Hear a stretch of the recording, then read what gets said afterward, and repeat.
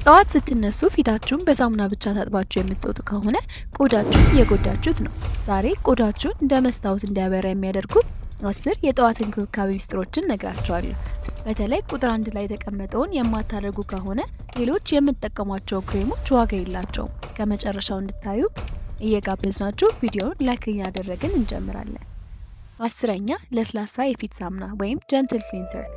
ሌሊት ተኝተን ስናደር ቆዳችሁን በራሱ ሲቢኤም የተባለ ቅባት ያመነጫል። እንዲሁም ትራሳችን ላይ ያለ ቆሻሻ ፊታችን ላይ ሊያርፍ ይችላል። ስለዚህ ጠዋት ፊትን በሳሙና መታጠብ እነዚህን ቆሻሻዎች ያስወግዳል።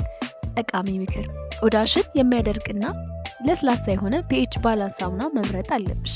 9ኛ ቶነር። ቶነር እንደ ውሃ ቀጭን ሆኖ ፊታችን ከታጠበ በኋላ የሚቀባ ነው። ዋና ስራው የቆዳችን ቀዳዳዎች በማጠብ ቆሻሻ እንዳይገባ መከላከል ነው። በተጨማሪ ቆዳችንን ለሚቀጥሉት ክሬሞች ዝግጁ እንዲሆን መንገዱን ያመቻቻል። 8ኛ ቫይታሚን ሲ ክሬም። ይህ ማጂክ እንደማለት ነው። ቫይታሚን ሲ ቆዳችን ብሩህ ከማድረጉም በላይ በቀን ውስጥ ከሚገጥመን የፀሐይ ሙቀትና አዋራ ቆዳ እንዳይጎዳ እንደ ጋሻ ሆኖ ያገለግላል። የፊት ጥቁረትን ወይም ዳርክ ስፖትን ቀስ በቀስ ያጠፋል። 7ኛ እርጥበት ሰጪ ክሬም ወይም ሞይስቸራይዘር። ሞይስቸራይዘር ቆዳችን ውስጥ ያለውን ውሃ ቆልፎ እንዲቆይ ያደርጋል። ቆዳችን እርጥበት ካጣ ይደርቃል፣ ይላጣል፣ ወይም ደግሞ ከመጠን በላይ ቅባት በማምረት ለብጉር ያጋልጣል።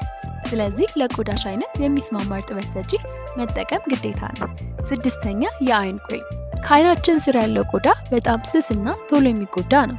ተራው የፊት ክሬም ለአይን ስር ሊከብድ ይችላል።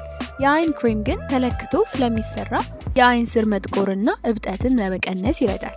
5ኛ የከንፈር እንክብካቤ። ከንፈራችን የራሱ የዘይት እጢ ስለሌለው ቶሎ ይደርቃል።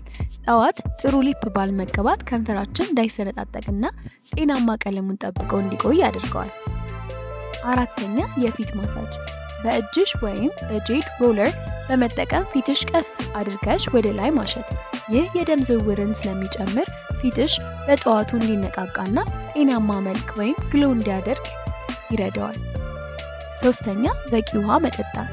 ቆዳችን የሰውነታችን ትልቁ ክፍል በመሆኑ ውበቱ የሚጀምረው ከውስጡ ነው። ጠዋት በባዶ ሆድ ውሃ መጠጣት በሰውነታችን ውስጥ ያሉ መርዞችን ወይም ቶክሲንስን ያስወግድልናል። ይህም ፊትሽ ላይ የሚወጡ ብጉርና ሽፍታዎችን ይቀንሳል። 2ኛ ፊትን በንጹህ ፎጣ መጥረግ። ፊታችን ከታጠብን በኋላ በገላ ፎጣ መጥረግ ስህተት ነው። ገላ ፎጣ ባክቴሪያዎችን ሊይዝ ይችላል። ለፊትሽ ብቻ የሚሆን ንጹህና ለስላሳ ፎጣ ይኖርሽ።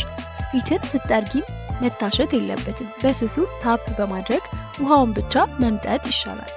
1ኛ የፀሐይ መከላከያ ወይም ሰንስክሪን። ይህ የቆዳ እንክብካቤ ንጉስ ነው። የፀሐይ መከላከያ ካልተጠቀምሽ ሌሎች የምትቀባያቸው ውድ ክሬሞች ሁሉ ዋጋ የላቸው። ፀሐይ ቆዳን ያቃጠላል፣ ያጨማድዳል፣ እንዲሁም ያለ ጊዜው እንዲሸበሸብ ያደርጋል።